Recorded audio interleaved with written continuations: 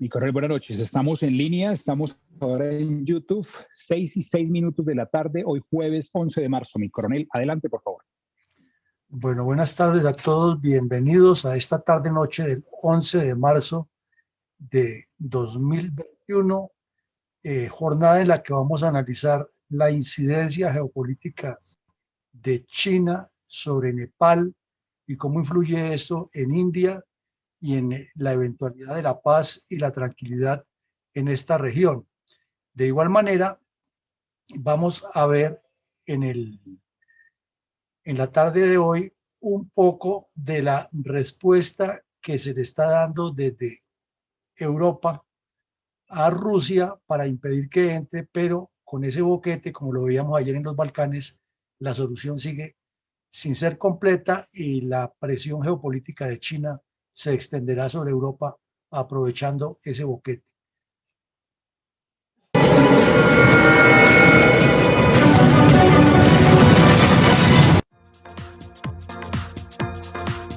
Unidos para ser más fuertes. Nuestro propósito superior.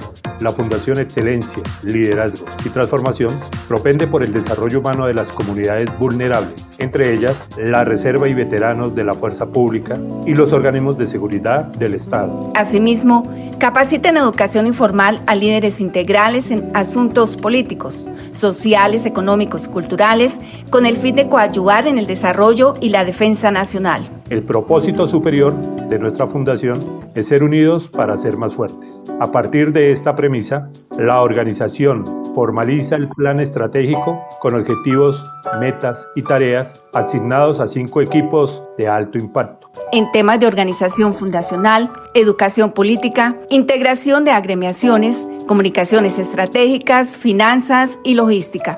Nuestros objetivos gravitan alrededor de ese propósito superior y apuntan a buscar la mejor calidad de los beneficiados con los programas y proyectos institucionales.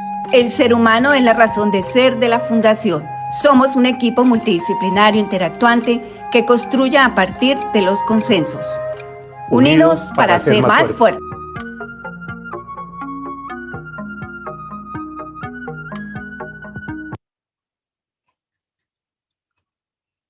Bueno, entonces, hecha esta presentación del video institucional, vamos a iniciar con nuestro ejercicio de la tarde de hoy, viendo en primera medida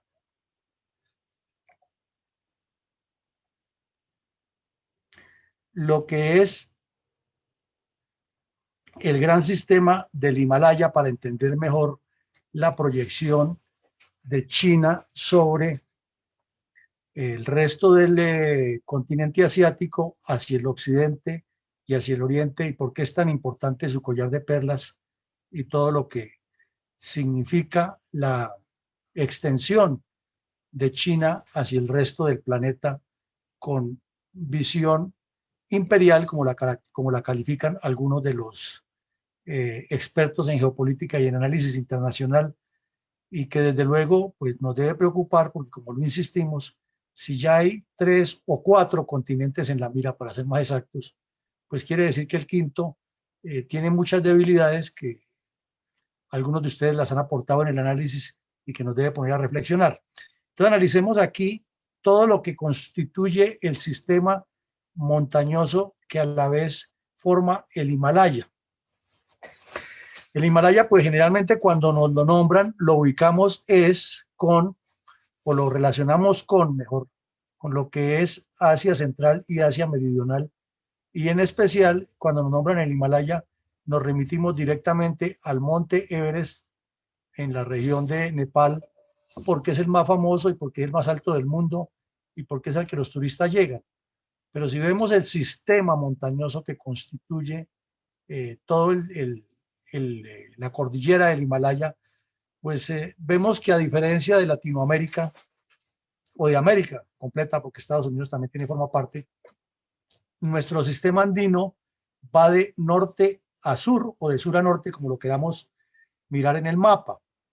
Y en cambio, el Himalaya hace parte, o los montes del Himalaya hacen parte de una cordillera que atraviesa todo el continente euroasiático sobre todo la parte asiática, de oriente a occidente o de occidente a oriente, como lo queramos analizar. Y vemos que en el centro de ese sistema del Himalaya y de la otra cordillera que compone todo el sistema montañoso, se ubica la meseta del Tíbet, que es la más rica en recursos hídricos del mundo y que gran parte de esa meseta del Tíbet es ocupada por una región o es poblada por una región que son los tibetanos, que ya lo estudiamos y lo vimos en el análisis, ha tenido una presión política, económica, cultural y geopolítica de Pekín muy fuerte. Tienen una autonomía, pero realmente lo que han sufrido es la práctica desaparición de su cultura y la minimización de su población en la ocupación de este sector, porque China tiene otros intereses distintos a los religiosos, los culturales y los históricos que tiene la población que vive en el Tíbet. Bueno, pero aquí nos llama la atención algo, y es que la parte más alta todavía de del Himalaya precisamente establece unos límites geográficos naturales entre India, que está aquí al sur, vemos toda la península india, y entre China, y que en el medio, como lo vamos a ver enseguida, en medio están dos regiones muy importantes. Una, Nepal, que llegaría más o menos hasta por aquí, de occidente a oriente hasta por aquí, y la otra que es el Tíbet, que como decimos, por su cuestión religiosa, tiene más cercanía a una forma de ser India que a una forma de ser China. Y veíamos también que cuando China decidió a partir del 52 arrasar con la cultura tibetana, el Dalai Lama de ese momento huyó hacia India, y y con esa huida y que India le haya prestado la protección, pues la tensión se agravó. Ahora, si miramos esta gran dificultad geográfica que presenta la cordillera del Himalaya, y que si avanzamos hacia el norte y hacia el noroccidente, sí, ya las montañas bajan un poco de acuerdo con el rango que tenemos aquí en la parte inferior, que vemos la altura, pues es una zona bien difícil para que China pueda desarrollar su proyecto de la ruta de la seda. Por ende, a pesar de que ya tiene ferrocarriles y carreteras, como lo hemos visto, pues tiene que cruzar todas estas dificultades geográficas, y por eso se ha acercado hacia Europa directamente por el Asia Central, pero con los problemas políticos y geopolíticos que hemos venido analizando. Entonces, en ese sentido, es muy importante el tema del collar de perlas o la ruta marítima hacia Europa, entrando por el canal de Suez y llegando al puerto de Piro en Grecia, como lo hemos visto ya 2 veces, o conectándose con el oriente de África por todo este sector del Océano Índico. Y tenemos muy claro que aquí en el estrecho de Malaca, entre Indonesia y Malasia, se le presenta una dificultad grande, porque tiene que o abrir un canal para reducir el recorrido en 1000 kilómetros, o dar la vuelta por ahí con todos los riesgos que tendría si India asumiera que este collar de islas, que son muchísimas y que ocupan casi 600 kilómetros, se llenaran de bases militares navales, y algún día India decidiera no dejarle pasar el comercio. Por eso, entonces China ha venido buscando otras formas de bloquear a India, entre ellas abrirle boquetes aquí en el Himalaya, conquistar a Nepal, que ya lo vamos a ver en detalle, y abrir con Pakistán la salida aquí al Océano Índico, evitándose toda esta vuelta y que sus buques tengan el control. Y desde luego lo veíamos, no está en el mapa completo, pero aquí al sur oriente estaría Australia. Y para eso, entonces, la gran estrategia de China, iniciada en la época de Mao Zedong, es conquistar el comercio de todas estas islas e ir trasladando la cultura para hacer una ocupación geopolítica, y a muy largo plazo, no se sabe cuánto, soñar con conquistar también comercio y el control geopolítico de Australia, para tener las dos costas enfrentadas con el oriente de África y hacia el oriente con el occidente de Latinoamérica. Es una visión muy amplia y también veíamos que en la medida que se avanza desde Bombay o desde Sri Lanka hacia el sur, ya el Océano Índico son aguas internacionales por las cuales son muy pocos los países que mueven sus flotas, solamente los poderosos. Entonces, si China logra el control de estas dos costas enfrentadas, la de Australia y la del oriente de África, pues, y llena esto de bases militares, que es su sueño después de las bases económicas, pues simplemente sería el dueño del mar por el cual gravita más del 60% de la economía mundial.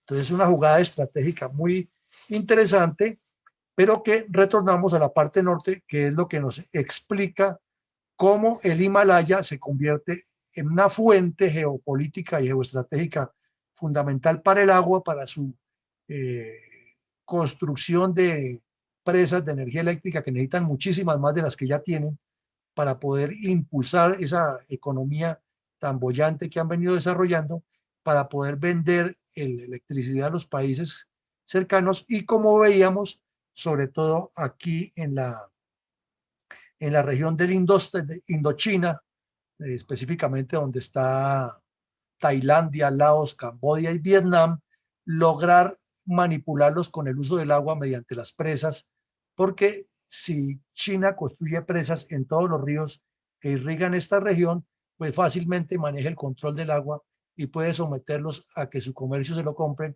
porque tiene, como decían en otro video, y lo vimos aquí, el switch para prender o apagar el suministro de agua donde se apropie de las represas. Y veíamos también que se hizo una reunión internacional para controlar eso, pero China hizo caso omiso y con todo ese poder que tiene comprada la influencia económica en muchos países, pues simplemente eso no los afecta ni los obliga. Además, su política exterior es muy clara, nosotros hacemos lo que queremos y los demás tienen que someterse a lo que nosotros decimos.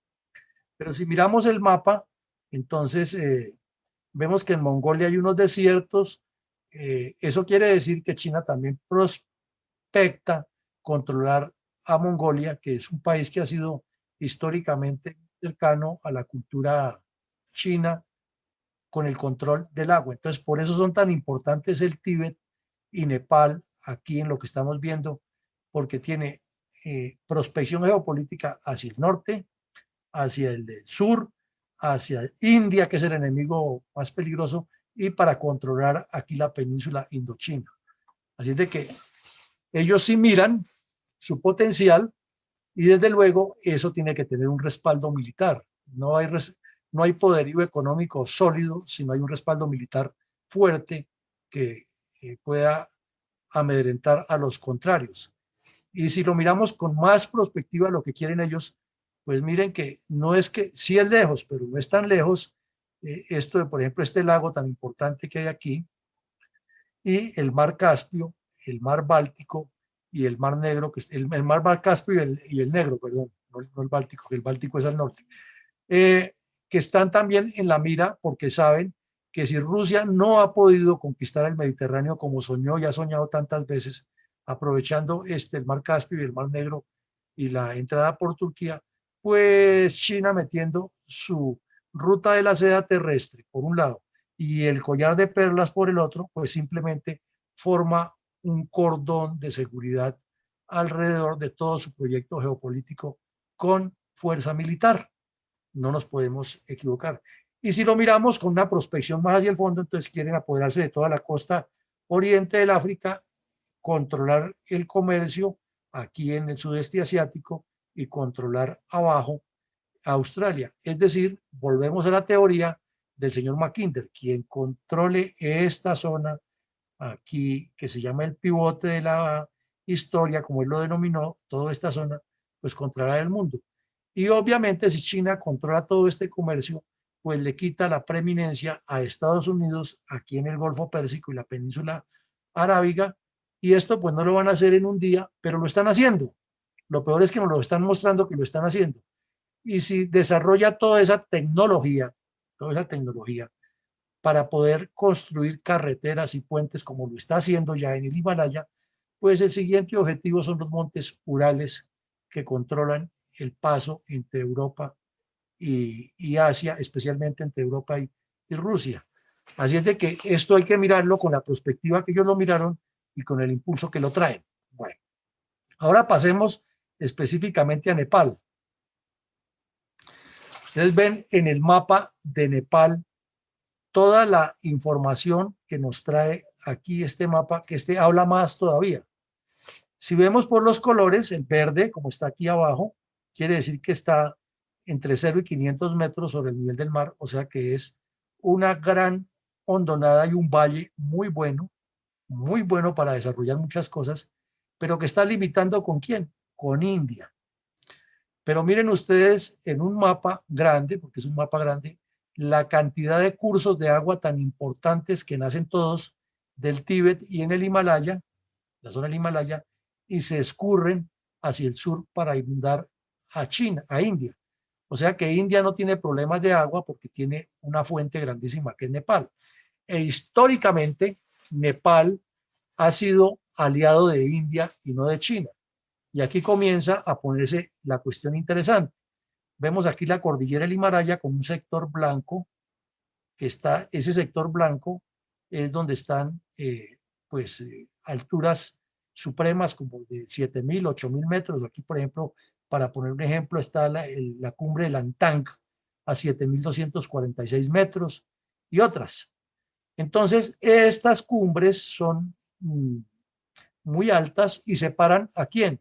Separan a Nepal de China, pero China tiene mucha zona ocupada con el Tíbet. Aquí lo vemos, miren, Tíbet viene así. Es decir, que China, la región del Tíbet se supone que fuera independiente, pero es apenas autónoma y es región china. Y aquí al occidente también todo esto es chino, todo esto es chino. Y la cordillera del Himalaya lo que hace es establecer como una muralla natural. Y lo sabemos por conocimiento de geografía humana y de geografía política, que no siempre las regiones geográficas o los accidentes geográficos coinciden con los rasgos culturales de las personas que ocupan las regiones. Entonces, ¿qué ha ocurrido aquí? Que hay mucha influencia china, pero sabemos que en Nepal también hay una influencia, corrijo, hay mucha influencia india, pero en Nepal también sabemos que poco a poco China se ha metido por la razón o por la fuerza, explotando recursos y con tecnología y aprovechando la pobreza de este país. Porque este país, Nepal, a pesar de tener tanta riqueza como lo vemos ahí por los pisos térmicos y la cantidad de agua que hay de ríos y la belleza natural, porque los videos que uno ve de Nepal en internet son espectaculares, esos paisajes y la belleza que tiene, pues es un país muy pobre, casi que como el nivel de los países más pobres de África. Hay esclavitud todavía. Claro que según los estudios de los que saben, hay 600 millones de personas en esclavitud en el mundo entero. Pero hablemos de Nepal en este momento, que tiene aproximadamente 30 millones.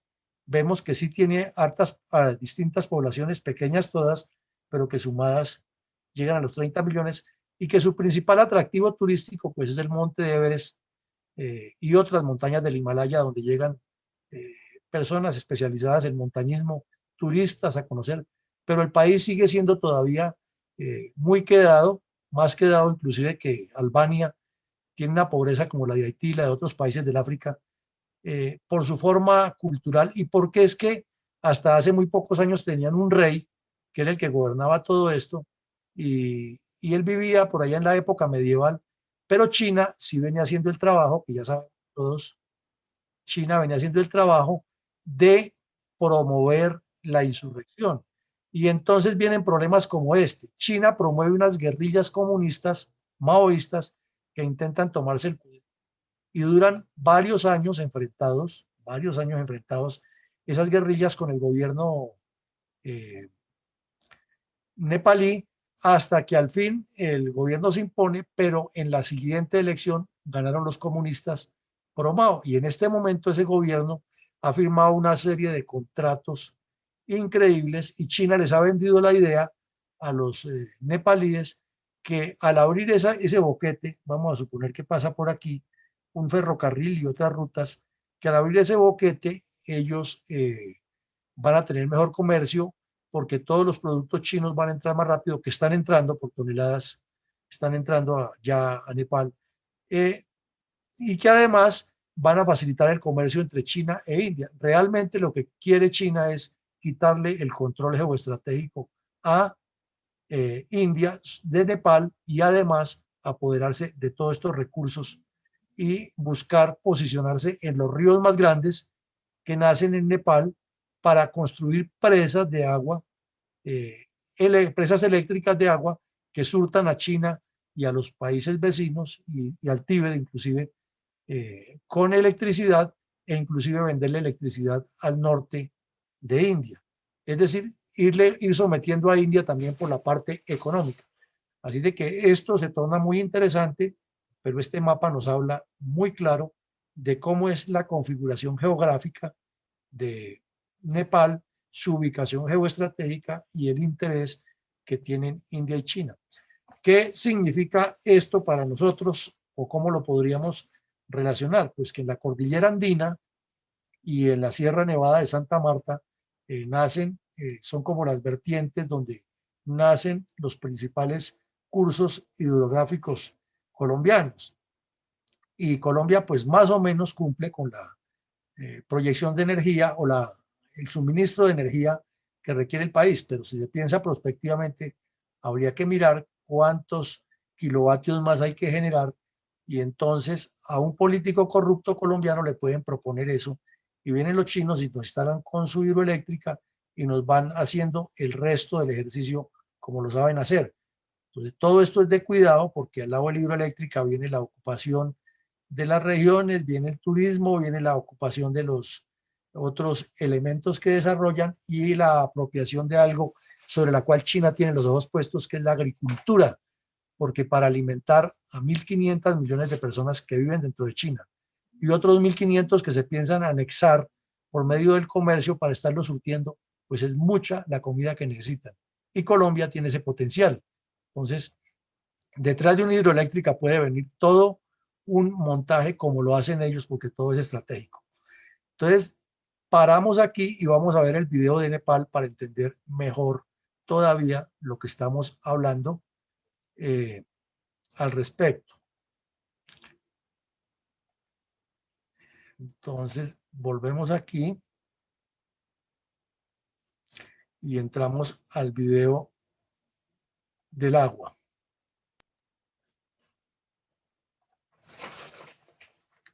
Aislados, remotos y pobres del mundo. Tradicionalmente este país ha sido una especie de protectorado, de país satélite de la India. Sin embargo, amigos, a finales de 2017 el Partido Comunista de Nepal obtuvo una victoria aplastante en las elecciones y ahora ha puesto sus ojos en Pekín. En este vídeo te contamos qué está ocurriendo y también cuál es el gran tesoro oculto de este país. ¡Vamos allá!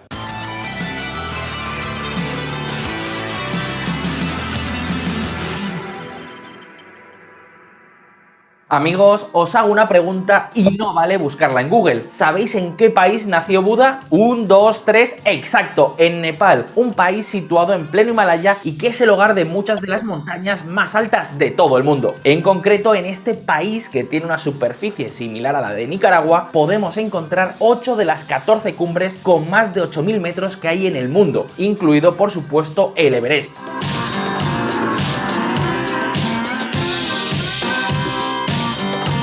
Y no solo eso, en total hay 240 picos con más de 6.000 metros. Vamos, en otras palabras, Nepal es todo un paraíso para los amantes de la montaña. Y por cierto, Katmandú, su capital, la capital del Himalaya, es también una de las ciudades más queridas por los mochileros de todo el mundo. ¿Por qué? Pues tal vez tenga algo que ver que esta sea una ciudad de templos, pagodas y callejuelas llenas de vida. Una capital donde en pleno siglo XXI no vais a poder encontrar rascacielos, ni avenidas anchas, ni autobuses modernos, ni prácticamente ninguna franquicia de lujo. Suena bien, ¿verdad? Algo así como un último resquicio de la historia en los tiempos modernos. Desgraciadamente, amigos, Nepal también es uno de los países más pobres del mundo. Según Naciones Unidas, Nepal es uno de los países de Asia que peor puntúa en el índice de desarrollo humano. Bueno, de Asia y de prácticamente todo el planeta. Porque, amigos, Nepal se sitúa en la posición 144. Y no es para menos. Fijaos, a pesar de tener casi 30 millones de habitantes, su economía es más pequeña que la de Bolivia, cuya población apenas supera los 10 millones. Es decir, en términos per cápita, Bolivia es 3 veces más rico que Nepal. Por eso, cada día que pasa, unos 1.500 jóvenes se marchan al extranjero. Y es que, amigos, los nepalíes no lo han tenido nada pero que nada fácil. ¿Queréis saber por qué? Pues atentos.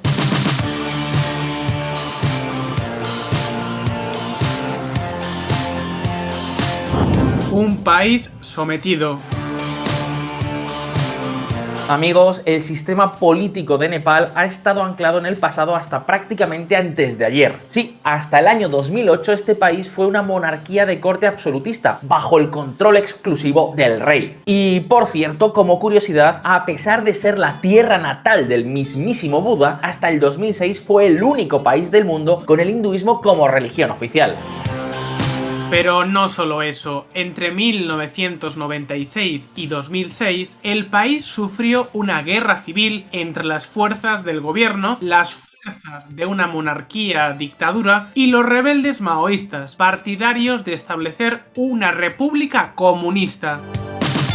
Tal cual como lo escucháis, monarquía, guerra civil, maoísmo, sí. Creo que ahora podemos entender por qué diantres este país es tan pobre. El caos ha sido tan grande que en los últimos 30 años la esperanza media de vida de un gobierno ha sido de 1 año.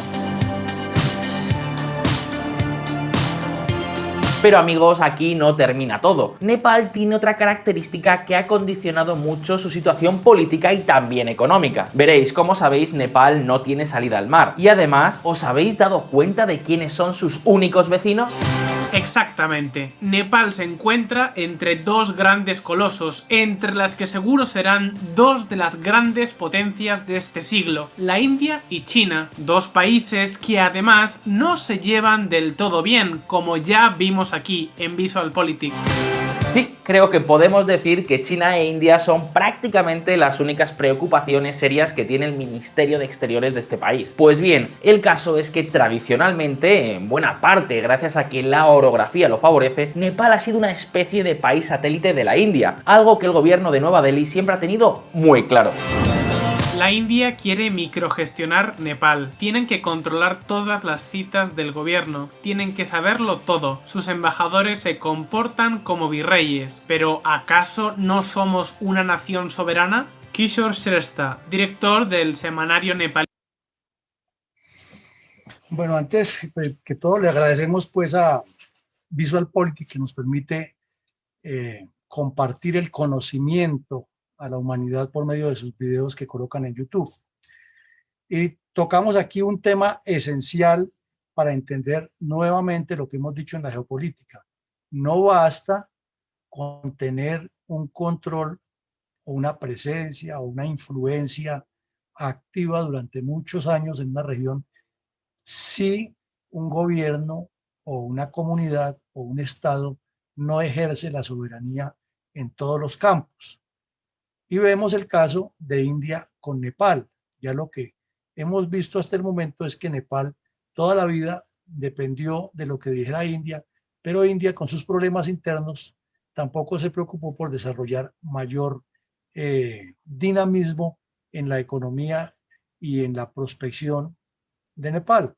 Entonces apareció otro que sí tiene la visión, como lo veíamos ayer en los Balcanes, que se llama China, que sí sabe para dónde va, y comenzó a meterse, y entonces vino la guerra civil de 10 años, como la vimos promovida por el comunismo, y luego entraron en en una época de gobernantes que, como dice ahí el video, no alcanza a durar 1 año los gobernantes por las dificultades que hay allá de la pobreza y de la falta de infraestructura para desarrollar un país con tanta potencialidad.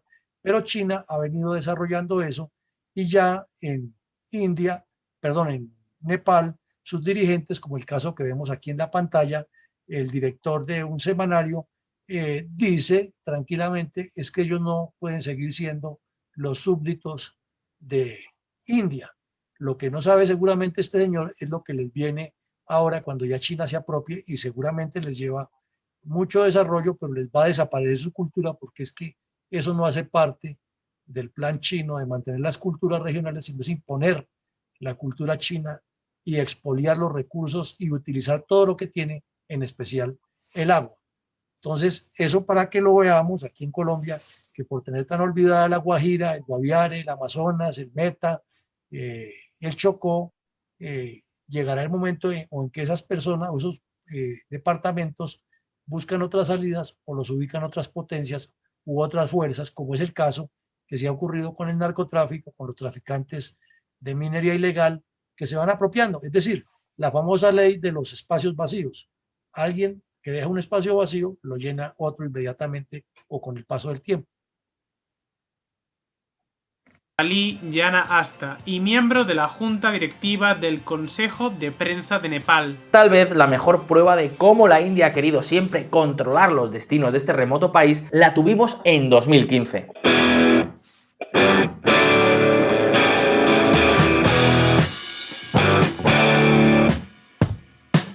En aquel momento, amigos, las fuerzas políticas estaban diseñando la nueva constitución de la recién creada República Federal Democrática de Nepal. Pues bien, Nueva Delhi exigió que Nepal crease una provincia separada para las personas de ascendencia india que viven en las llanuras de Terai, una región en el sur de Nepal, en la frontera con la India.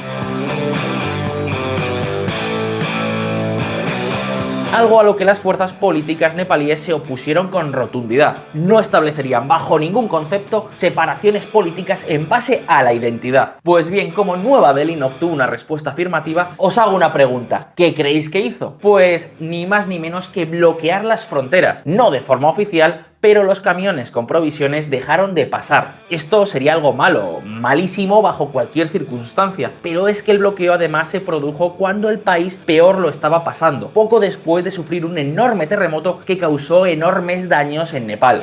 El terremoto de magnitud 7,8 que sacudió Nepal el 25 de abril de 2015, además de cobrarse más de 8.700 vidas y destruir 500.000 de casas, movió la montaña más alta del mundo. Y ¿sabéis qué? Este no ha sido ni el único bloqueo ni la única estrategia que India ha utilizado para presionar a los políticos nepalíes a seguir sus consejos. Al fin y al cabo, el comercio con la India es tan importante que tradicionalmente ha representado casi las 3/4 partes de todo el comercio de Nepal.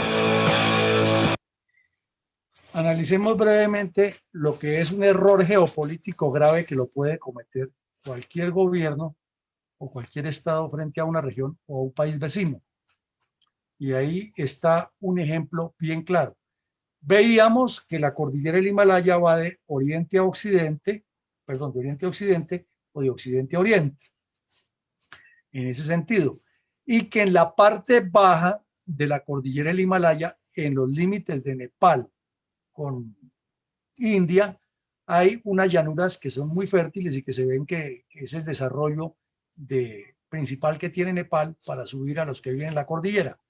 Entonces, la gran decisión india fue, en lugar de buscar una inversión como lo ha hecho China, una inversión para ganarse a los nepalíes, fue y les dijo es que como ya habían ganado los comunistas, que es el señor que está ahí en la foto, el primer ministro de India, o sea, el de la corbata, como han ganado los comunistas, entonces que para garantizar la seguridad de los ciudadanos indios que viven en Nepal, entonces que les dejara una región autónoma y que eso quedaba controlado por China. Es decir, entrégueme una buena parte de la finca con la amenaza de bloquearles el comercio y comenzaron a hacer no un bloqueo oficial, pero sí un sabotaje del envío de productos a Nepal. Entonces, eso es obvio y el ser humano tiene que sobrevivir. Si no le llega de un lado, le llega del otro.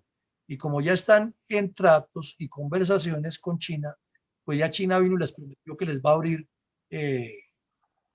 boquetes, que les va a abrir espacios para que entren los ferrocarriles con los abastecimientos y les promete que les envía millones de chinos al año a que hagan turismo en Nepal, que eso les deja dinero. Entonces, miren ustedes, un error geopolítico del que piensa en pequeñito y del que piensa en grande. El error de pensar en pequeñito es de India y abrió semejante boquete y ahora fortaleció más al Partido Comunista nepalí, porque pues el pueblo nepalí va a sentir que China sí los está ayudando, en cambio que los hindúes son los que los han expoliado toda la vida, les han vendido productos, pero no los han ayudado a desarrollarse. El mensaje va a ser leído en ese sentido, aunque se sabe que a largo plazo lo que China quiere es apropiarse de ese potencial hídrico para ir bloqueando a India. La mentalidad pequeña de quien tomó esa decisión lleva a un error. Eso suele suceder mucho en las decisiones políticas.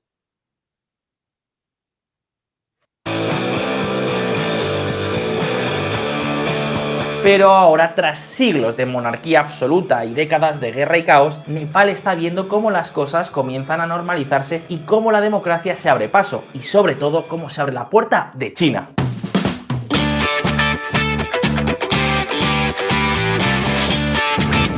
La llegada de China.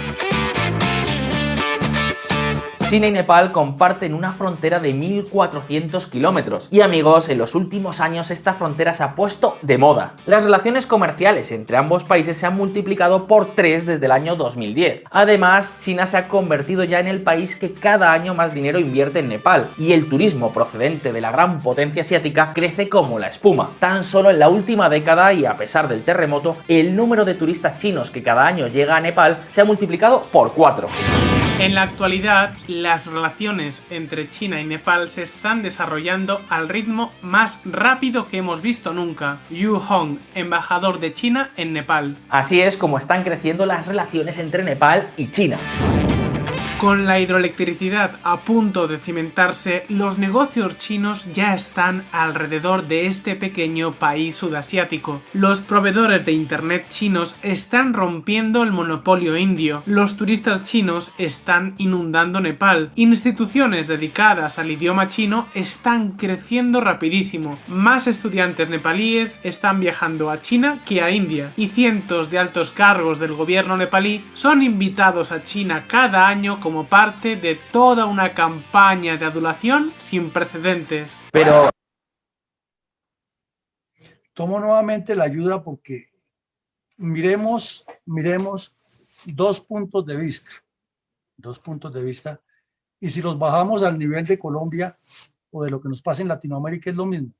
Unos poquitos pensando en grande, con una visión macro, con un deseo de desarrollar, y una gran mayoría pensando en pequeñito y en sus intereses particulares y acabando con el futuro de los pueblos. Entonces, eso se aplicaría aquí en el caso de China y de India. ¿Cuántos años lleva India influyendo en Nepal? Miles. Es una cultura milenaria que ha influido allá, pero no se ha preocupado por llevarles el desarrollo. ¿Cuántos años lleva la región de La Guajira siendo colombiana? Los mismos que lleva Bogotá. Pero ¿cuál es el problema? Que los que están aquí en Bogotá solo piensan en su círculo y se olvidan que La Guajira es un punto geoestratégico importantísimo para el Caribe, para el desarrollo del país, para fomentar turismo, para fomentar empresa, para fomentar investigación científica en el mar, en el desierto. Eso no pasa por la cabeza de ellos. Lo importante es que sus bolsillos estén bien y sus amiguis bien colocados en los cargos. Ahora volvamos a China e India. Mientras India hay, la preocupación de India era seguirles vendiendo productos y amenazarlos que se mueren de hambre porque no les vamos a vender más. Llegó China y les metió todo esto.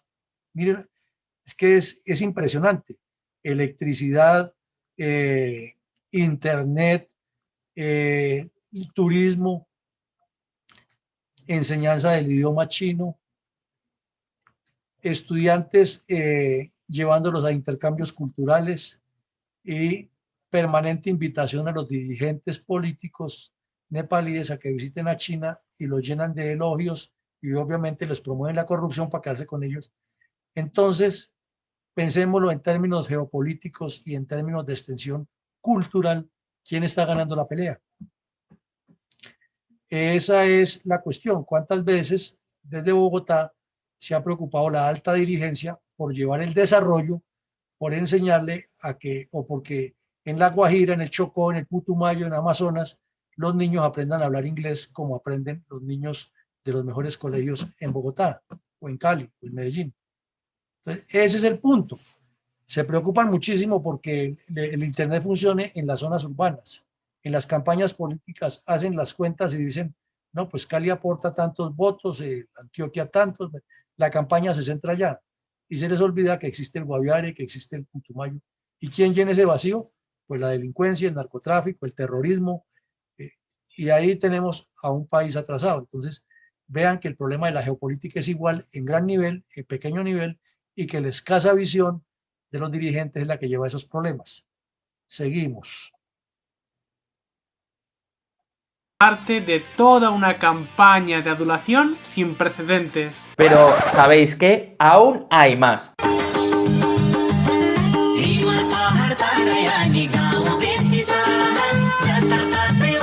A finales de 2017 se celebraron elecciones para elegir un nuevo parlamento y un nuevo gobierno. La victoria del Partido Comunista fue aplastante. Un partido comunista muy pero que muy influenciado por Pekín. Ahora el nuevo primer ministro, Khadga Prasad-Oli, se ha fijado como prioridad número 1 impulsar las relaciones con su vecino del norte, para hacer crecer el comercio y las inversiones, pero también para ganar independencia de la India. Y amigos, Pekín tiene claro que no va a desaprovechar esta oportunidad. Por eso ya ha puesto sobre la mesa grandes proyectos que pueden cambiar para siempre la situación de Nepal. Carreteras, aeropuertos y sobre todo la promesa de una nueva línea de ferrocarril. I appreciate the Chinese leadership, Chinese government and Chinese people.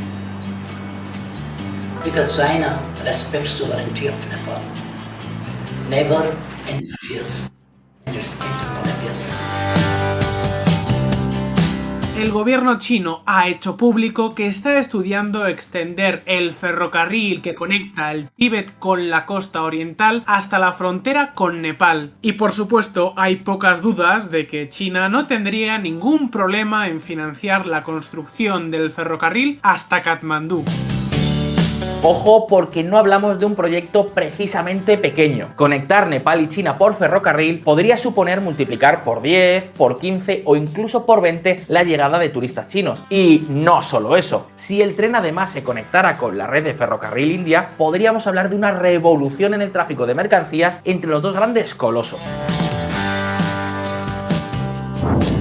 Si podemos conectar esta red ferroviaria a nuestro proyecto ferroviario este-oeste, podemos revolucionar el comercio China-India con Nepal en el medio. Khadga Prasad-Oli, primer ministro de Nepal. A ver, no es que el nuevo gobierno pretenda ni mucho menos romper completamente con la India, pero todo apunta a que Nepal ha dejado de ser un subordinado de Nueva Delhi. Y lo más importante, por primera vez parece que este país tiene opciones claras de lograr un futuro mejor. ¿Queréis saber cómo? Atentos.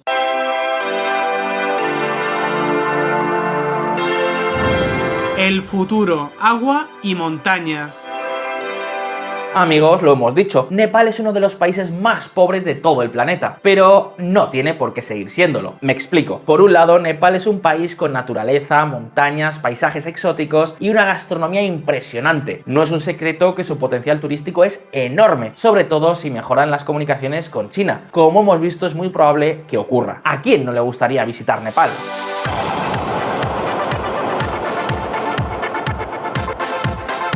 Pero ahí no termina todo, ni mucho menos. El gran tesoro oculto de Nepal es el agua, tal cual como lo escucháis, el agua.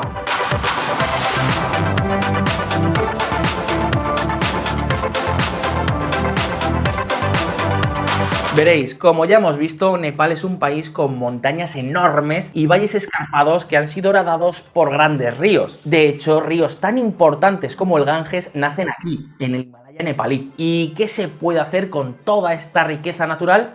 Pues Los estudios que ha realizado el gobierno nepalí muestran que los abundantes recursos hídricos de Nepal pueden producir enormes cantidades de energía hidroeléctrica a muy bajo coste. En concreto, la capacidad potencial de producción eléctrica podría ser de casi el 50%, la mitad de toda la producción de los mismísimos Estados Unidos. Y eso, amigos, es mucha, pero que mucha electricidad. Además, ¿os habéis dado cuenta de otro detalle? Nepal se encuentra entre India y China, y muy cerquita de Bangladesh. Tres economías en rápido crecimiento cuyo consumo eléctrico se está disparando.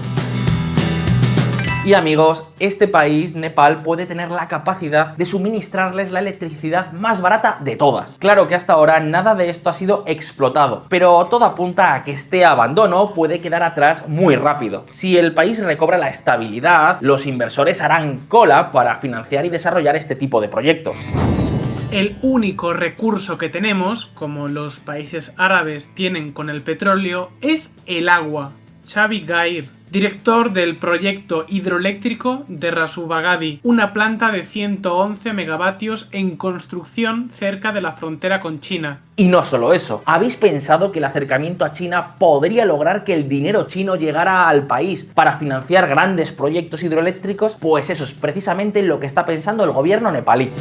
El nuevo primer ministro comunista reiniciará un proyecto liderado por chinos de 2.500 millones de dólares que fue retirado por el anterior gobierno que era considerado amistoso hacia la India. En fin, amigos, así están las cosas. Nepal es un país muy pobre, pero con nuevas políticas podría dejar de serlo. Ahora bien, ¿será el nuevo gobierno capaz de dejar atrás sus inclinaciones ideológicas y apostar por la estabilidad, la apertura y la inversión extranjera? Amigos, solo el tiempo será capaz de responder a esta pregunta. Pero ahora turno para ti. ¿Crees que Nepal? Bueno, entonces entramos ahí en la parte final de lo que vimos como su activo estratégico del agua es importante para Nepal y es la salvación de ese país para iniciar un desarrollo distinto, ya que no tiene la probabilidad de desarrollarse internamente como debería ser como país autónomo. Y viene la pregunta del millón, ¿y Colombia no está en una situación parecida? Tenemos recursos hídricos muy abundantes, pero como no tenemos una proyección estratégica de nuestro desarrollo, pues nos puede pasar eso y mucho más. Bueno, en la segunda parte de la charla vamos a ver ahora cómo Europa Oriental se propone bloquear a Rusia, pero por ningún lado se nombra a China, en especial sobre los Balcanes, y eso preocupa porque va a crecer hacia allá, como lo vimos anoche en el análisis de los Balcanes, la incidencia china, que nos debe también preocupar en esta parte del mundo, porque si no se hacen las cosas de manera estratégica, frente a una realidad que tenemos que entender que es así, que China viene con todo por este continente y que tenemos que preparar políticamente a quienes nos van a representar en el futuro para manejar eso, o de lo contrario se apoderan del país como lo están demostrando con hechos, que lo hacen en Nepal, que lo hacen en el oriente del África, que lo hacen a lo largo de la ruta de la seda y que no es un juego lo que hacen. Entonces, miremos ahora el video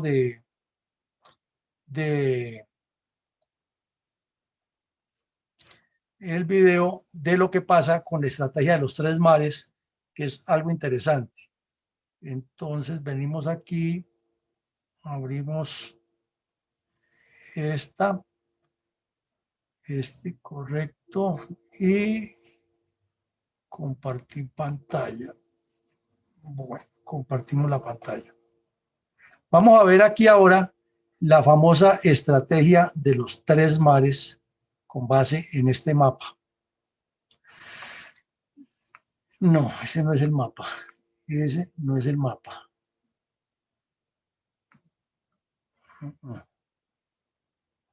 Es este. No, ese no es tampoco, es este. Este es el mapa. Entonces, resulta que hay una zona geográfica que se llama Europa Oriental y que la conforman... Qué pena interrumpirlo. ¿Puede ponerlo en pantalla completa? Es que la presbicia ya hace de las suyas. Qué pena con ustedes. No, está bien, y es que tiene que ser en pantalla completa. Se me ha chispoteado hacerlo. Bien, dice aquí, ustedes ven en el mapa, hay una región que se llama Europa Oriental, que básicamente la componen Bulgaria, Rumania, Moldavia, Polonia, Lituania, Estonia, Letonia, y se incluyen ahí por este interés Austria y Hungría. ¿En qué consiste la estrategia de los tres mares? Hace un tiempo ya se habló en Europa, como lo vamos a ver en el video, del intermarium o el trimarium, que consistía en que para bloquear a la Unión Soviética en su momento y ahora a Rusia, se haga un trabajo geopolítico sobre los tres mares que son el Caspio, el Negro y el Mediterráneo en la parte del Adriático, para bloquearle el ingreso y controlar eso, y controlar su acceso a Europa Oriental. Pero, como sabemos, del dicho al hecho hay mucho trecho. ¿Y en qué consiste este proyecto? Es un proyecto de 570.000 millones de dólares que indica una construcción de carreteras y un eje comercial, así más o menos como va corriendo el cursor, desde Estonia hasta Bulgaria, pasando por Rumanía, por Hungría, por Eslovaquia, por Checoslovaquia, por la República Checa, por Polonia y con el auspicio de Austria, que obviamente depende de lo que diga Alemania. El punto es que la Unión Europea hasta el momento los apoyó apenas con 1 millón de euros para comenzar el paseo. Y Estados Unidos, en el gobierno de Trump, les ofreció otros 1.000 millones de dólares para hacer todo este trabajo de infraestructura, de internet, de conectividad, de impulso al comercio, de auspicio a la a la formación de mano de obra, etcétera. Pero pues todos sabemos que la pobreza que caracterizó a la Europa del Oriente o Europa del Este después de la Segunda Guerra Mundial y durante el control que tuvo sobre ellos la Unión Soviética, pues tiene esos países en bastantes dificultades, y que esos 570.000 millones de dólares no se consiguen de la noche a la mañana, y que les va a ser muy difícil desarrollar rápido este proyecto.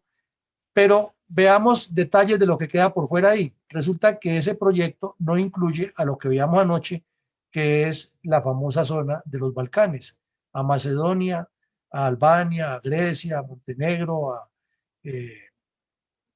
Serbia, Bosnia, Herzegovina, ni Eslovenia. Esas no están incluidas, que son toda la conflictiva zona de los Balcanes, donde ya China metió la nariz y está desarrollando todo un proyecto.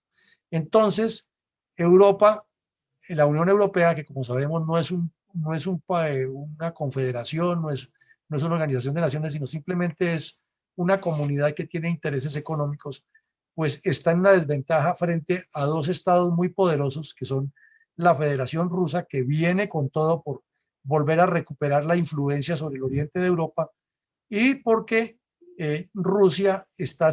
China está haciendo por el sur la misma aproximación, gracias a la dualidad que tiene Turquía, que es amigo y es enemigo de todos, que negocia por un lado o por el otro, que como lo vimos cuando analizamos la geopolítica de Turquía, bien complejo. Entonces, resulta que anoche hablábamos aquí al oriente de Rumania, está los montes Cárpato, y allá hay gas, hay petróleo y hay otros recursos. Y Moldavia es en este momento independiente, pero Rumania está haciendo todo el lobby para unirlo, porque por su parte Rusia la quiere alar. La única dificultad que tiene Rusia para alar a Moldavia es que tiene que pasar por encima de Ucrania, donde sabemos que hay una guerra civil, una dificultad grande para Rusia, y aquí sobre todo por el control de Crimea en el Mar Negro.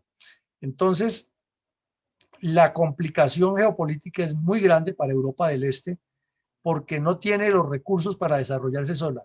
Todavía tiene esos gobiernos medio dictatoriales, y apenas tiene el apoyo que les ofreció Estados Unidos de 1.000 millones, de 570.000 que vale el proyecto para desarrollar todo esto y bloquear el acceso de Rusia.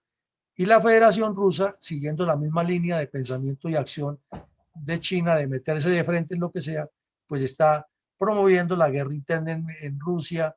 Tiene comprado a Bielorrusia, ya lo vimos que le regaló 1.200 millones de euros para que le permitiera formar una potencia comercial y los dejara entrar hasta acá, es decir, para aproximarse más hacia Europa Oriental.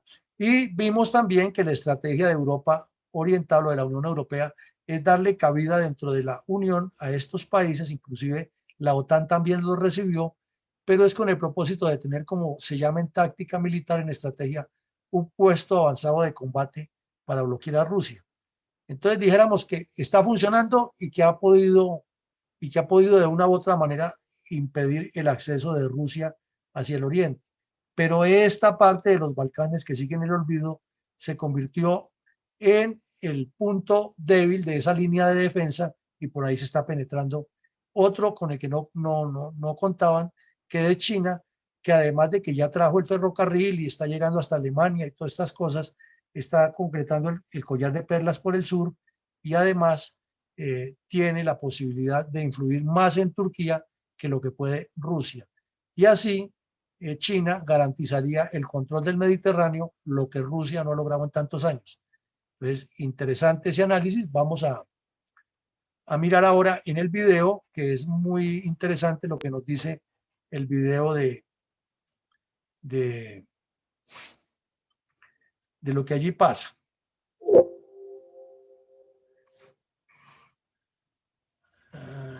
Bueno, entonces venimos al video y vamos a ver este video que es muy interesante respecto a ese tema.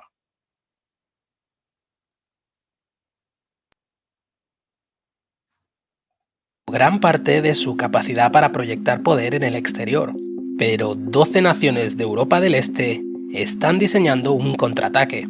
La iniciativa, conocida como los Tres Mares, crearía una franja de contención a lo largo del mar Adriático, el mar Báltico y el mar Negro. El objetivo final es evitar aún más en Europa del Este. Así que veamos cómo planea Europa hacer jaque mate a Rusia. Soy Rafael González y te doy la bienvenida a Historia Geopolítica. Lanzada en 2015 por políticos croatas y polacos, la iniciativa de los Tres Mares busca crear una plataforma política mediante la promoción de la interconectividad en proyectos de energía, infraestructura, digitalización en Europa Central y Oriental. La iniciativa recibe su nombre de los tres mares que bordean la región, y las naciones participantes son Polonia, Rumanía, Austria, Bulgaria, Croacia, Hungría, Estonia, Letonia, Lituania, Eslovaquia, Eslovenia y la República Checa. Sobre el papel, la iniciativa de los Tres Mares es un proyecto económico. Tiene como objetivo facilitar un corredor comercial de norte a sur. Y es que desde la década de 1950, la mayoría de las interconexiones transestatales en Europa del Este se han centrado a lo largo del eje este-oeste. Durante la Guerra Fría, los oleoductos, las carreteras y los ferrocarriles sirvieron como herramientas soviéticas de sumisión y control. Incluso hoy en día, gran parte de la infraestructura fluye principalmente de oeste a este, lo que es una señal reveladora de que Europa del Este todavía depende de Rusia para gran parte de sus necesidades. La iniciativa de los Tres Mares tiene como objetivo rectificar esta relación, desarrollando proyectos de infraestructura y transporte de energía a lo largo del eje norte-sur. Para los Estados miembros de la iniciativa, los Tres Mares es una empresa geopolítica revolucionaria. En el ámbito de la energía, la iniciativa busca vincular los nuevos terminales de gas natural licuado de Polonia con los de Lituania y seguir construyendo nuevos terminales de GNL en Croacia.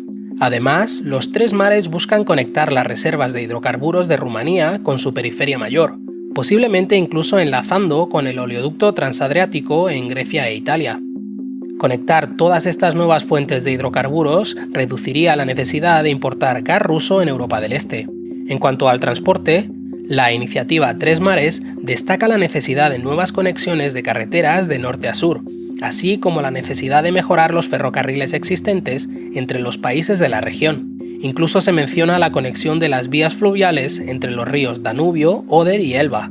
En el ámbito digital, la iniciativa incluye una nueva plataforma de telecomunicaciones para mejorar el comercio, la investigación y vincular la región a través de fibra óptica y tecnología 5G.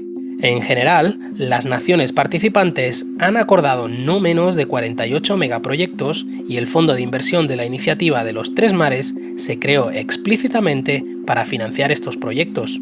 El fondo tiene un valor total de 100.000 millones de euros, un buen comienzo, pero para financiar todos los proyectos previstos por la iniciativa se necesitarían aproximadamente 570.000 millones de euros.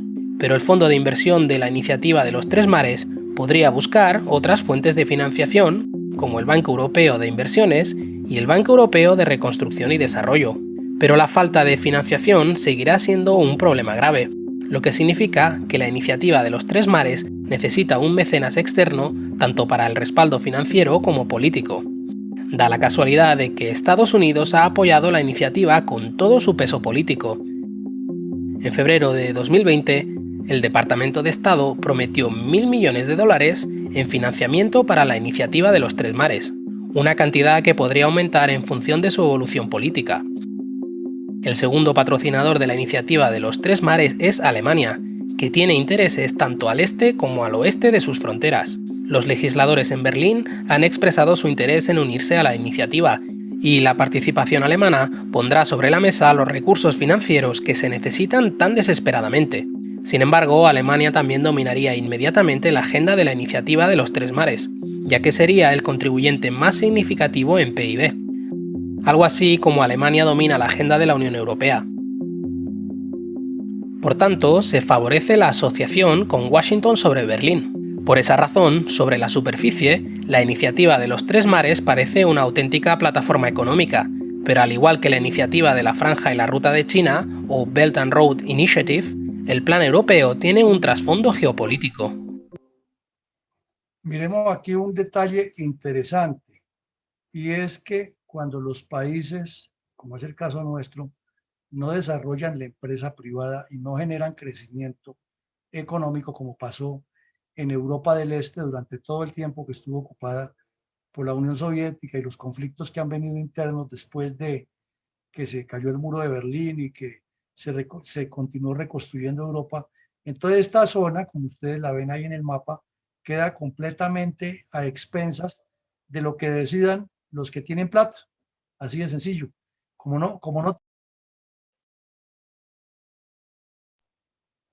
no tienen un desarrollo, aquí me parece que estoy silenciado. Bueno, como no tienen un desarrollo integral y fuerte, entonces 45 años dependiendo del gobierno totalitario de Moscú, toda esta región, como la ven ustedes ahí en el mapa, grande. Y otros 30 años que lleva esperando que vengan los que tienen plata a darles. ¿Por qué? Porque no tuvieron desarrollo interno, porque la burocracia que fundaron o fomentaron los comunistas adentro, los tuvieron en el atraso, y porque su ubicación geográfica y su falta de estructura y de infraestructura tampoco les permitían salir hacia el mundo. Entonces ahí cuentan es con el apoyo de Austria, que es un medio poderoso, y de Alemania, que les está dando recursos en la parte europea. Pero ya saben que Alemania va a ejercer mucho control en todo este desarrollo. Y Estados Unidos, que ha sido el papá de todo el mundo en los problemas, pues les da una buena cifra de dinero para que inicien el proyecto de desarrollo entre ellos, pero no es suficiente porque, como lo vimos ahí, se necesitan 570.000 millones de dólares como mínimo, y Estados Unidos apenas pues les dio 1.000 millones. Y si se mira el proyecto completo vale 100.000 millones de euros, y la Unión Europea hasta ahora les dio 1.000 millones, o sea que tampoco el aporte que ellos tienen para desarrollarse entre todos, más lo que sabemos que ocurre en todos estos países, muy compleja la situación. Y entonces, tres mares importantes, el Báltico, el Negro y el Adriático en el Mediterráneo, es decir, donde se ha desarrollado la historia de la humanidad, y sobre todo si miramos sobre el eje que el señor Mackinder nos decía que estaba el control geopolítico del mundo, está a expensas de lo que decidan en Rusia, de lo que se decide en China y de lo que se decide en Europa, porque ellos están quedados. Entonces, esto también sería interesante, o debe ser interesante, para que nuestras juventudes lo conozcan, es que si no desarrollamos el país, no desarrollamos a Colombia en todos los campos, y seguimos pensando en que Petro es la solución y que los comunistas y que los comunes y los bandidos, pues esto no va a evolucionar y va a venir otro y nos va a utilizar, como se está viendo aquí, en las dificultades que tienen estos países a expensas de lo que decían los que tienen plata. Así de sencillo. The Three Seas Initiative will not only empower your people to prosper, but it will ensure that your nations remain sovereign, secure, and free from foreign coercion. The Three Seas nations will stand stronger than they ever have stood before. Es un secreto que para Europa del Este, la caída de la Unión Soviética y la adhesión a la Unión Europea y la OTAN fue una señal de alivio. Los temores sobre el expansionismo ruso se detuvieron mientras florecían las narrativas proeuropeístas. Sin embargo, la última década ha demostrado que esta revisión histórica duró poco. El Kremlin ha recuperado gran parte de su capacidad para proyectar poder en el exterior, tanto en poder duro como blando. La guerra de Georgia en 2008, la anexión de Crimea en 2014 y el conflicto en curso en Donbass son ejemplos de proyecciones de poder duro ruso. Mientras que el monopolio de Gazprom en el gas natural y el estatus de las minorías étnicas rusas es un ejemplo del poder blando de Moscú. De cualquier manera, el resurgimiento del Kremlin con Putin está obligando a las naciones vecinas a reevaluar sus opciones geopolíticas con respecto a Rusia, especialmente porque el objetivo geopolítico de Moscú en Europa del Este es adentrarse hacia Occidente lo más lejos posible. Ninguno de los gobiernos de Europa del Este quiere volver a la servidumbre rusa, razón por la cual muchos think tanks, legisladores y magnates empresariales en Europa del Este consideran a Rusia como una amenaza a largo plazo.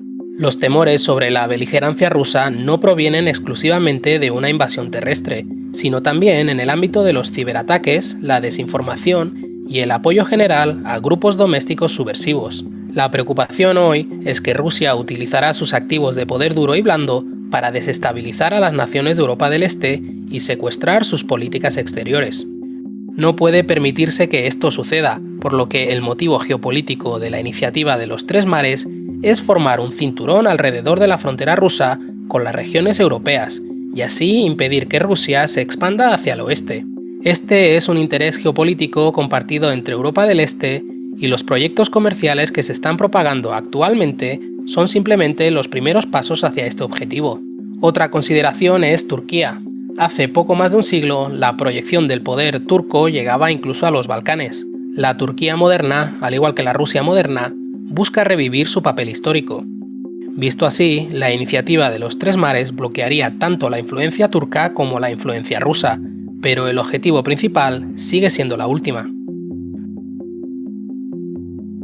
Lo interesante es que la escala de la iniciativa de los Tres Mares coincide en cierto modo con el concepto histórico de Intermarium diseñado por el político polaco Józef Pilsudski. Durante la mayor parte de la historia, el terreno llano de Europa del Este convirtió el área en un campo de batalla para las grandes potencias. Durante siglos, los austríacos, rusos, otomanos y polacos batallaron entre sí. Pero independientemente de quién saliera victorioso, las naciones autóctonas más pequeñas salieron perdiendo. Así pues, el Intermarium estaba destinado a ponerle fin a esto. En el siglo XX, cuando el Imperio ruso colapsó, Polonia recuperó su independencia. Los legisladores polacos encabezados por Pilsudski inmediatamente comenzaron a hacer campaña a favor del Intermarium, una confederación masiva de naciones de Europa del Este. En esencia, el Intermarium se parecía a la antigua Commonwealth polaco-lituana, y si hubiera tenido éxito, habría cambiado la historia para siempre. Aunque el plan de Pilsudski finalmente fracasó, su idea se asemeja mucho al proyecto geopolítico actual. De hecho, el Intermarium significa entre mares, una terminología muy cercana de la iniciativa de los Tres Mares, por lo que se puede argumentar que la iniciativa de los Tres Mares es un resurgimiento del Intermarium, aunque la inclusión de las regiones bálticas y balcánicas cambia la naturaleza de la iniciativa predecesora. De cualquier manera, cada una de las naciones participantes tiene sus propios intereses a considerar. Los países de Lituania, Letonia y Estonia carecen de profundidad estratégica. Desarrollar alianzas internacionales y llegar a patrocinadores externos es esencial para sus necesidades geopolíticas. La pertenencia a la OTAN y la Unión Europea seguirán siendo la piedra angular de sus políticas exteriores, y mantener a Estados Unidos comprometido con la región seguirá siendo el enfoque principal. Sin embargo, las recientes fricciones dentro de la OTAN y la fragmentación política de la Unión Europea plantean graves amenazas para las naciones bálticas. La iniciativa de los Tres Mares ofrece una plataforma para desarrollar vínculos políticos, económicos y eventualmente militares alternativos, todos los cuales son muy necesarios para los países bálticos. Más al sur, Polonia y Rumanía se encuentran en el centro de la iniciativa. Ambas naciones consideran su relación con la Unión Europea, la OTAN y Estados Unidos como la columna vertebral de sus políticas exteriores. Ambas naciones también tienen distintos agravios con los rusos. Polonia considera los territorios al este de sus fronteras, y en particular Bielorrusia y Ucrania, como amortiguador contra la Federación Rusa. Mientras tanto, Rumanía busca la reunificación con Moldavia, lo que arremete contra el objetivo de Rusia de mantener un espacio de amortiguación. Por lo tanto, desde el colapso de la Unión Soviética, los políticos polacos y rumanos han cooperado estrechamente entre sí y con las instituciones occidentales. Sin embargo, el problema es que la Unión Europea y los aliados de la OTAN en Europa Occidental carecen del apetito político para competir con Rusia, por lo que Polonia y Rumanía deben forjar su propia política, de la que la iniciativa de los Tres Mares es el resultado. Aún más al sur, la iniciativa entra en el dominio de los Balcanes, y aquí las cosas se complican cada vez más, porque las viejas hendiduras se reactivan al añadir Eslovenia y Croacia a sus filas. La iniciativa alarmó de inmediato a Serbia, la mayor potencia de la región. Croacia y Serbia se han declarado la guerra en muchas ocasiones, la más reciente en la década de 1990. Además, Serbia mantiene estrechos vínculos con Rusia y no querrá tomar medidas que dañen esta relación especial. Así que desde el principio es probable que Serbia se oponga a la iniciativa de los Tres Mares. Sin embargo, dado que Serbia es una nación sin litoral y no tiene acceso directo al continente ruso, debe buscar más aliados. Ese aliado alternativo es Turquía, que también está interesada en expandir su influencia en los Balcanes. El baile entre Serbia, Rusia y Turquía podría acabar con la iniciativa de los Tres Mares. Como mínimo, las grietas geopolíticas de los Balcanes supondrán una pérdida de recursos y posiblemente incluso frustrarán el propósito de la iniciativa de los Tres Mares, a menos que de alguna manera se incorpore a Serbia. Las fuerzas de la geopolítica parecen actuar en contra del plan. Por ahora, el concepto de los Tres Mares es un vehículo para la cooperación regional. Centrarse en la infraestructura a lo largo del eje norte-sur de Europa del Este ofrece fuertes incentivos económicos para que las naciones participen en los proyectos. El concepto de los Tres Mares todavía no es una alianza, pero como cualquier institución multinacional, está destinado a desarrollarse con el tiempo. Esto ha sido Historia Geopolítica con Rafael González. ¿Crees que el concepto de los Tres Mares todavía no es? Bueno, entonces paramos aquí sobre el mapa un momento para analizar varias cosas interesantes. La idea, como nos lo dice el señor Sánchez en su video muy claro de Historia Geopolítica, al cual le agradecemos también nos facilite la posibilidad de tomar estos elementos para el análisis académico y compararlo con lo que nos interesa como colombianos, son varias cosas. Tenemos aquí al norte 3 países, Estonia, Letonia y Lituania, con costa sobre el mar Báltico. Y es increíble que debido a la presencia soviética de tanto tiempo y la influencia que tuvieron, no tengan el mismo desarrollo que sus vecinos. No tengan el mismo desarrollo que el Reino Unido, no tengan el mismo desarrollo que los países normandos. Es increíble eso, pero es la realidad. Es la realidad de lo que le pasa con un sistema que fue completamente equivocado, el comunismo en Europa, y que un país teniendo toda la potencia, 3 países teniendo la potencialidad en el mar Báltico, no se han desarrollado. Y más abajo encontramos a Polonia, que es una historia bien compleja, porque Polonia ha sido invadida, ha sido ocupada, ha sido dividida, vuelve y renace. Y Rumania, que tienen como la más cercanía, la mayor cercanía o la mayor unión entre los dos para bloquear a la expansión de Rusia, y tienen pues a Moldavia aquí en esta parte de Rumania, y tienen a Ucrania, a Bielorrusia y a Ucrania en este sector, que son como los tapones que les ayudan a que no vuelva por ahora el poder de Moscú a meterse. Pero pues finalmente no está garantizado que ya tengan su avance como lo quieren. Y si baja más, entonces ya hay otros intereses de Bulgaria, Hungría, etcétera. Y al llegar a los Balcanes se les presenta el problema, porque ya hay con 2 países de los Balcanes, que son Croacia y Eslovenia, que están cercanos a esta idea, pero no está el matón del barrio ahí que es Serbia. Anoche veíamos que Serbia es el que ha sido más fuerte, lo analizamos bien y sabemos que Serbia tiene un problema de un tapón al occidente, que es Montenegro, que no lo deja salir al mar Adriático. Entonces, Serbia ha hecho no solo alianza con Rusia, sino con China. O sea que el dolor de cabeza, como lo fue en la guerra de los Balcanes, como lo fue para Tito en su gobierno y como ha sido todo el tiempo en la región balcánica, vuelve a ser Serbia. Es un país de gente muy capaz, es el más desarrollado de todos los países de los Balcanes, pero tiene una dificultad grande de interactuar con sus vecinos porque quiere ser el que los domina a todos a vida que cuenta sus capacidades.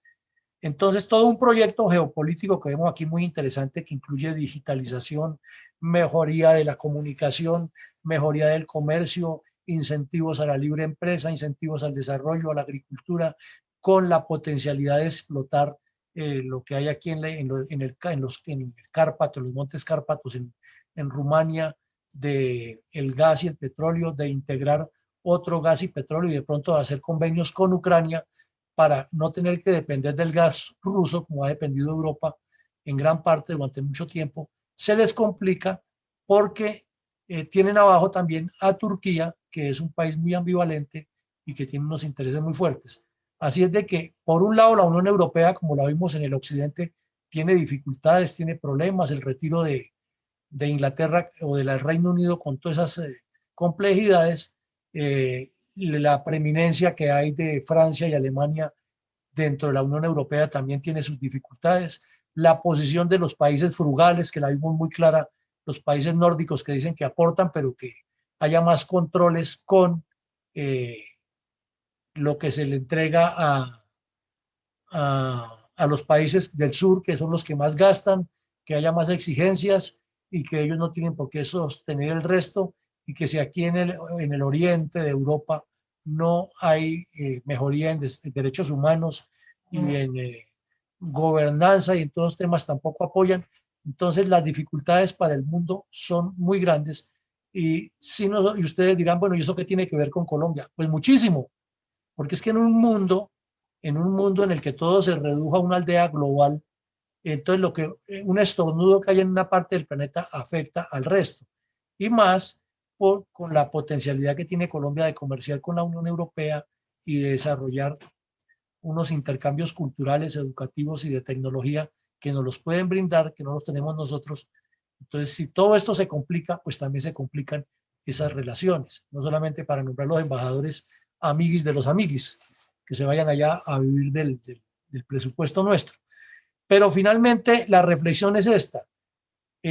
Viendo todo este fenómeno que ocurre en Europa, sí hay muchas dificultades, pero nos parece que aquí en Latinoamérica son peores y es lo que nos pondría a pensar qué tendría que hacer Colombia, que es el país llamado a encabezar el bloque bolivariano, comenzando por ahí, pero no el bolivariano de Chávez, sino el bolivariano de las 5 naciones que libertó el genio de Simón Bolívar.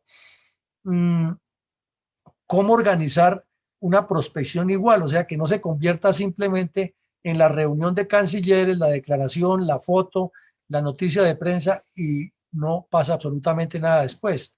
Y que tampoco nos creen una ONG o una organización como UNASUR, que era simplemente para darle gusto a Fidel Castro de poner a Hugo Chávez a la cabeza del comunismo en Sudamérica. Entonces, aquí hay retos grandes de geopolítica en los cuales tenemos que pensar es cómo preparar a nuestros embajadores, nuestros cancilleres, cómo formular la política exterior con una claridad meridiana como la tiene China y forzar a que en el futuro todos los gobiernos y todas las cancillerías trabajen alrededor de esos proyectos y no alrededor de los proyectos personales. Entonces paramos aquí la información y le damos paso a nuestro monitor, mi coronel Alarcón, para que nos ayude con los asistentes y sus participaciones. Muchas gracias, mi coronel Villamarín. Buenas noches. Tengo en la sala a Ángela Minerva. Queremos darle la palabra en el día de hoy de primeras, como siempre, las damas de primero. Ángela Minerva, puedes abrir tu micrófono la ingeniero Rosalía, supongo que la espero para lo último.